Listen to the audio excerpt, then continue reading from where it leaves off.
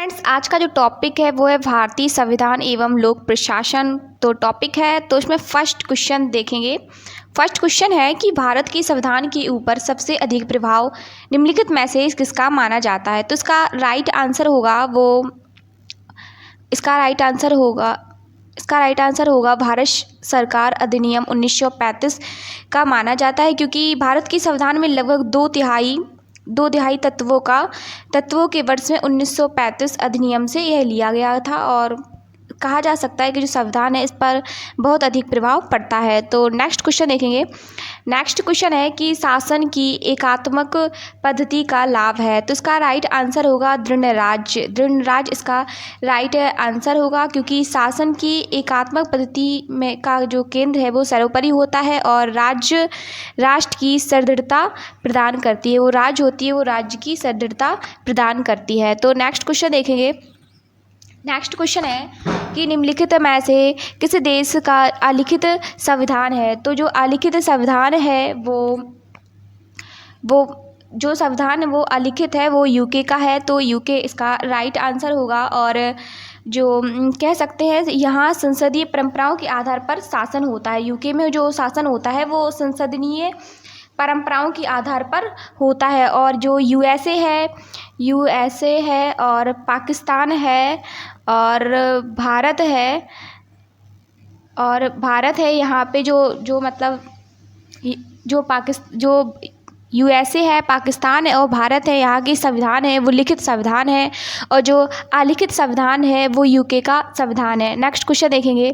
तो next question है कि भारत की संविधान सभा का अध्यक्ष कौन था। तो इसका राइट आंसर होगा डॉक्टर राजेंद्र प्रसाद। तो डॉक्टर राजेंद्र प्रसाद इसका राइट आंसर होगा। और क्योंकि भारत की संविधान सभा के जो अध्यक्ष हैं वो डॉक्टर राजेंद्र प्रसाद हैं और यह 9 दिसंबर 1946 को संविधान सभा के द्वारा सच्चिदानंद सिन्हा को अस्थायी रूप से अध्यक्ष चुना गया था और 11 दिसंबर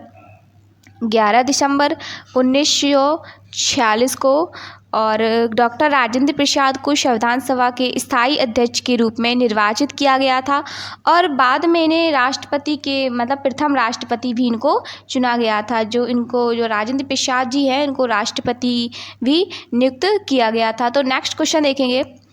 नेक्स्ट क्वेश्चन है संविधान के अंतर्गत भारतीय लोकतंत्र के आदर्शों को हम कहाँ देख सकते हैं। तो इसका राइट आंसर होगा प्रस्तावना में देख सकते हैं, क्योंकि प्रस्तावना के मध्य में भारतीय संविधान का जो सार है और अपेक्षाएं हैं और उद्देश्य है और उसका लक्ष्य तथा दर्शन प्रकट होता है। तो नेक्स्ट क्वेश्चन देखेंगे। नेक्स्ट क्वेश्चन है संविधान की प्रस्तावना में भारत को निम्नलिखित में से किस रूप में घोषित किया गया है। तो इसका राइट आंसर है वो है एक प्रभु संपन्न समाजवादी धर्मनिरपेक्ष लोकतांत्रिक गणराज्य है, वो इसका राइट आंसर होगा। ऑप्शन सी इसका राइट आंसर होगा। नेक्स्ट क्वेश्चन देखेंगे। तो नेक्स्ट क्वेश्चन है भारत पूर्ण संप्रभु लोकतांत्रिक गणतंत्र कब बना। तो इसका राइट आंसर होगा 26 नवंबर 1949। तो ऑप्शन डी इसका राइट आंसर होगा, जब 26 नवंबर 1949 को भारत पूर्ण संप्रभु लोकतंत्र गणराज्य बना, क्योंकि संविधान सभा द्वारा इसकी जो संविधान की उद्देशिका तथा प्रस्तावना है वो 26 नवंबर 1949 को अंगीकृत किया गया था और जो संविधान वो लागू किया गया है वो 26 जनवरी 1950 को लागू किया गया था। तो नेक्स्ट क्वेश्चन देखेंगे। नेक्स्ट क्वेश्चन है संविधान की उद्देशिका प्रस्तावना का संशोधन कितनी बार किया गया था। तो इसका राइट आंसर होगा एक बार किया गया था और एक बार किया गया था वो 42वें संशोधन से किया गया था और 1976 में किया गया था। 1976 में किया गया था और इसके द्वारा उद्देशिका में समाजवाद और धर्मनिरपेक्ष एवं अखंडता शब्द जोड़े गए थे। कौन कौन से शब्द जोड़े गए थे इसमें? समाजवाद जोड़ा गया था और पथ निरपेक्ष इसमें जोड़ा गया था और इसमें अखंडता जोड़ी गई थी। क्या जोड़ी गई थी? इसमें अखंडता जोड़ी गई थी। नेक्स्ट क्वेश्चन देखेंगे। नेक्स्ट क्वेश्चन है निम्नलिखित में से कौन सा राजनीतिक अधिकार नहीं है? तो इसका राइट आंसर होगा जीवन का अधिकार है, वो राजनीतिक अधिकार नहीं है। और यह अनुच्छेद 21 में प्राण और दैहिक स्वतंत्रता का संरक्षण के तहत ये मौलिक अधिकार है। जो विकल्प में दिए गए हैं अन्य अधिकार राजनीतिक अधिकार में सम्मिलित होते हैं। जो विकल्प में जितने अधिकार दिए गए हैं वो राजनीतिक अधिकार में सम्मिलित होते हैं। नेक्स्ट देखेंगे। नेक्स्ट क्वेश्चन है कि भारत एक है, तो भारत क्या है वो देखेंगे। तो भारत एक लोकतंत्र है और जो भारत एक लोकतंत्र है। जो लोकतंत्र जो शब्द है, लोकतंत्र ये शब्द है जो अंग्रेजी प्राय डेमोक्रेसी से लिया गया है। किससे लिया गया? डेमोक्रेसी जो शब्द है वो डेमोक्रेसी है और इसकी उत्पत्ति है वो ग्रीक मूल शब्द से हुई है और जो डेमोस से हुई है। और डेमोस का जो अर्थ है वो जनसाधारण। क्या अर्थ है डेमोस का? जनसाधारण इसका अर्थ है। और इस शब्द में कृषि जो शब्द जुड़ा है, कृषि शब्द जुड़ा है और इसका अर्थ है शासन। इसका अर्थ शासन है और इससे स्पष्ट होता है डेमोक्रेसी का अर्थ होता है जनता का शासन। तो नेक्स्ट क्वेश्चन देखेंगे। नेक्स्ट क्वेश्चन है निम्न में से कौन सा संशोधन अधिनियम मिनी संविधान माना जाता है? तो इसका राइट आंसर होगा 42वां संविधान संशोधन 1976। ऑप्शन सी इसका राइट आंसर होगा। जो 42वें संविधान संशोधन अधिनियम 1976 को मिनी लघु कह सकते हैं संविधान माना गया है। और इस संविधान संशोधन के तहत प्रस्तावना के साथ संविधान की कई अनुच्छेद में संशोधन किया गया है। कई जो अनुच्छेद हैं उनमें भी संशोधन किया गया है। नेक्स्ट देखेंगे। नेक्स्ट क्वेश्चन है कि भारत में एकल नागरिकता की अवधारणा अपनाई गई। तो इसका जो राइट आंसर है वो इंग्लैंड इसका राइट आंसर होगा, क्योंकि भारत में एकल नागरिकता की जो अवधारणा है वो इंग्लैंड की संवैधानिक व्यवस्था से अपनाई गई है। तो नेक्स्ट क्वेश्चन देखेंगे। नेक्स्ट क्वेश्चन है दोहरी नागरिकता निम्न में से किसकी विशेषता है? तो इसका राइट आंसर होगा संघीय सरकार। संघीय सरकार में दोहरी नागरिकता है संघ और राज्य की। जो है किसकी है? वो संघ की है और राज्य की है। और क्योंकि अमेरिका की संघीय सरकार में दोहरी नागरिकता की व्यवस्था है। नेक्स्ट क्वेश्चन देखेंगे। नेक्स्ट क्वेश्चन है वो है विश्व में सबसे बड़ा संविधान किस देश का है? तो जो विश्व में सबसे बड़ा संविधान है वो तो आप जानते ही हैं कि भारत का है। और विश्व में सबसे बड़ा जो लिखित संविधान है वो भारत का ही संविधान है। और इसमें जो अनुच्छेद हैं वो है 395 और इसमें 12 इसमें अनुसूचियां हैं। और नेक्स्ट क्वेश्चन देखेंगे। नेक्स्ट क्वेश्चन है भारतीय संविधान में मूलभूत अधिकार किस संविधान से लिए गए हैं? तो इसका राइट आंसर होगा अमेरिका इसका राइट आंसर होगा। और क्योंकि वर्तमान में हमारे संविधान में 6 मूल अधिकार हैं। और नेक्स्ट क्वेश्चन देखेंगे। नेक्स्ट क्वेश्चन है कि निम्नलिखित में से क्या उच्च न्यायालय और उच्चतम न्यायालय दोनों की अधिकारिकता के अधीन आता है? तो इसका राइट आंसर होगा मूल अधिकारों का संरक्षण इसका राइट आंसर होगा। और क्योंकि मूल अधिकार का संरक्षण उच्च राज्य और उच्चतम न्यायालय दोनों की अधिकारिकता के अधीन होता है। तो नेक्स्ट क्वेश्चन देखेंगे। नेक्स्ट क्वेश्चन है प्रारंभ में कितने मौलिक अधिकार दिए गए थे? तो इसका राइट आंसर होगा 7 इसका राइट आंसर होगा। ऑप्शन सी इसका राइट आंसर होगा। ऑप्शन सी इसका राइट आंसर होगा। नेक्स्ट क्वेश्चन देखेंगे। नेक्स्ट क्वेश्चन है निम्नलिखित में से कौन सा अधिकार अभी भारतीय संविधान द्वारा मौलिक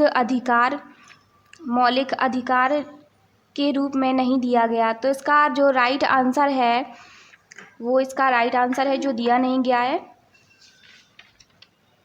इसका राइट आंसर होगा संपत्ति का अधिकार है। वो जो संपत्ति का अधिकार है वो नहीं दिया गया है, क्योंकि जो 44वें संविधान संशोधन से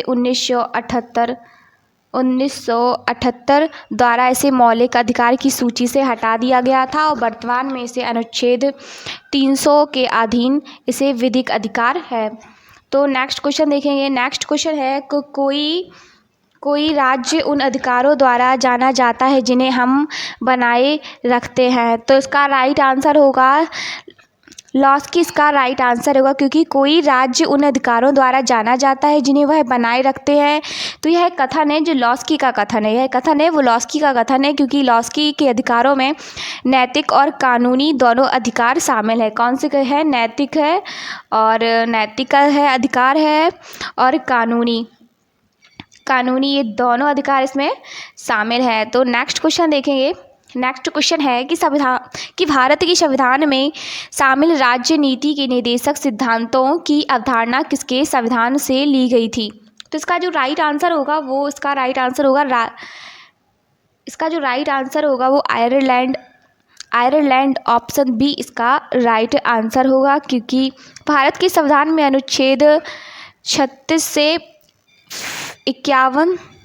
से जो 51 है वो राज्य के जो नीति के निर्देशक सिद्धांतों की अवधारणा आयरलैंड के संविधान से ली गई है। जो नीति निर्देशक हैं वो आयरलैंड से लिए गए हैं। और ऑस्ट्रेलिया के संविधान में जो समवर्ती सूची है वो यूएसए के संविधान से है।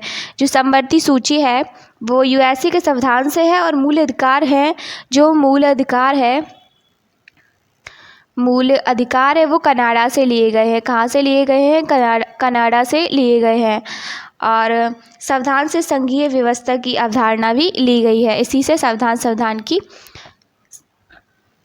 संविधान व्यवस्था की अवधारणा भी ली गई है। नेक्स्ट क्वेश्चन देखेंगे। नेक्स्ट क्वेश्चन है भारतीय संविधान के किस भाग में भारत को एक कल्याणकारी राज्य के रूप में स्थापित करने की बात की गई। तो इसका राइट आंसर होगा राज्य नीति निर्देशक सिद्धांत, राज्य के नीति निर्देशक सिद्धांत। ऑप्शन सी इसका राइट आंसर होगा, क्योंकि भारत के संविधान भाग 4 में जो भाग 4 है उसमें 36 से 51 में वर्णित राज्य नीति निर्देशक सिद्धांत का उद्देश्य कल्याणकारी राज्य की स्थापना करना है। कौन से राज्य की स्थापना करना है? कल्याणकारी राज्य की स्थापना करना है। नेक्स्ट क्वेश्चन देखेंगे। तो नेक्स्ट क्वेश्चन है उपराष्ट्रपति पदेन अध्यक्ष है तो राज्यसभा का है। किसका है? राज्यसभा का है, क्योंकि संविधान के अनुच्छेद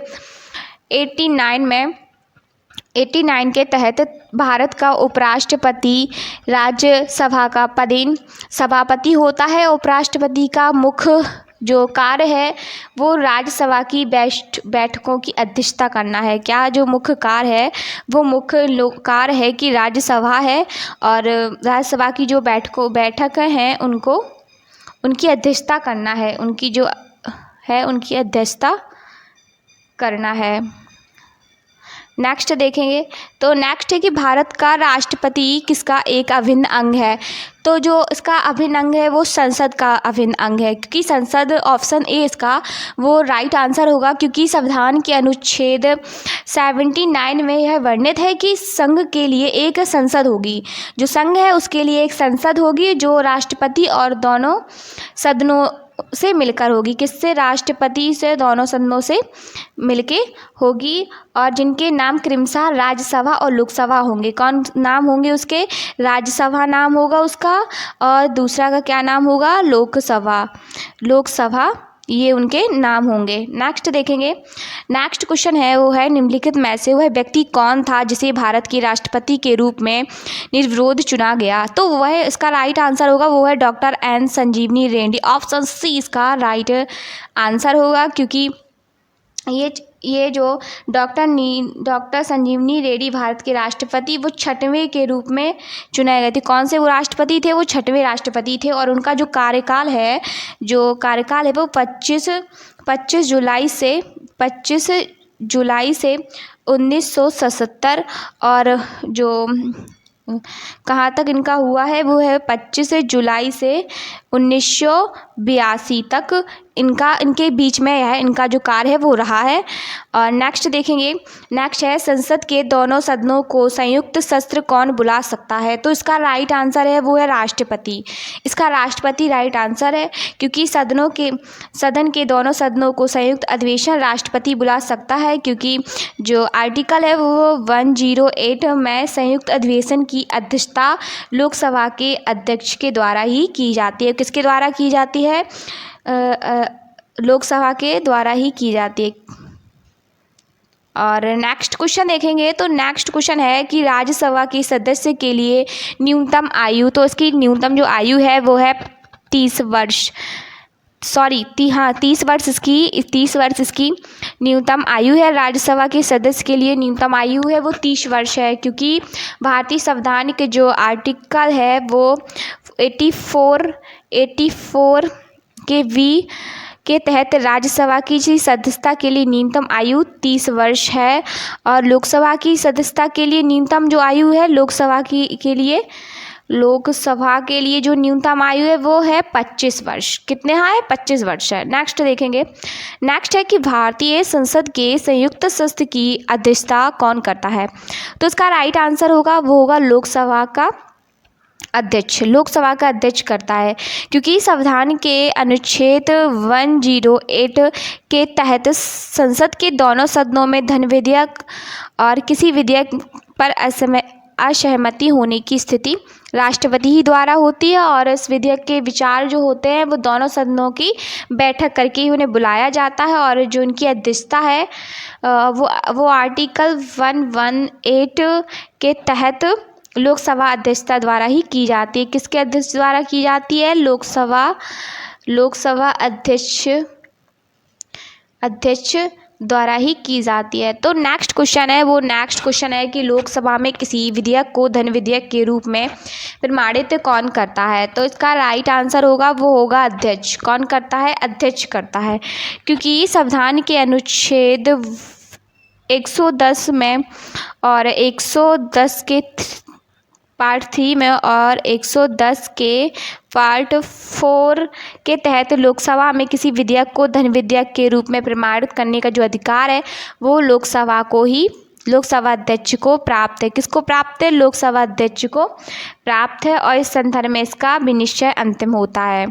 नेक्स्ट क्वेश्चन है कि वर्तमान में उच्चतम न्यायालय में मुख्य न्यायाधीशों के अतिरिक्त कितने न्यायाधीश हो सकते हैं? तो इसका राइट आंसर होगा 33 इसका राइट आंसर होगा, क्योंकि 2019 के द्वारा मुख्य न्यायाधीशों को छोड़कर सर्वोच्च न्यायालय के जो न्यायाधीशों की अधिकतम संख्या है वो 33 हो गई है। नेक्स्ट क्वेश्चन है वो है भारतीय संविधान के किस संशोधन अधिनियम द्वारा पंचायती राज व्यवस्था को संवैधानिक दर्जा दिया गया है? तो इसका राइट आंसर होगा 73 इसका राइट आंसर होगा, क्योंकि 73 इसका राइट आंसर होगा, क्योंकि जो 74 जो संशोधन है उसमें जो 9वें जो संशोधन है और उसको छोड़कर नगरपालिकाओं को संवैधानिक दर्जा प्रदान किया गया है। और नेक्स्ट देखेंगे, इसमें नेक्स्ट क्वेश्चन है त्रिस्तरीय पंचायती राज तंत्र में सम्मिलित है? तो इसका राइट आंसर होगा जो त्रिस्तरीय पंचायती राज में जो सम्मिलित है वो है ग्राम पंचायत, ब्लॉक अथवा पंचायत समिति एंड जिला परिषद। ये जो है वो त्रिस्तरीय पंचायती राज तंत्र के अंतर्गत सम्मिलित है। तो नेक्स्ट क्वेश्चन देखेंगे, नेक्स्ट क्वेश्चन है वो है भारत में त्रिस्तरीय पंचायत राज प्रणाली का प्रस्ताव किसने दिया था? तो इसका राइट आंसर होगा बलवंत राय मेहता समिति। इसका राइट आंसर होगा ऑप्शन ए, क्योंकि इस समिति का जो गठन है वो गठन का जो वर्ष है वो 1957। कौन सा वर्ष है? 1957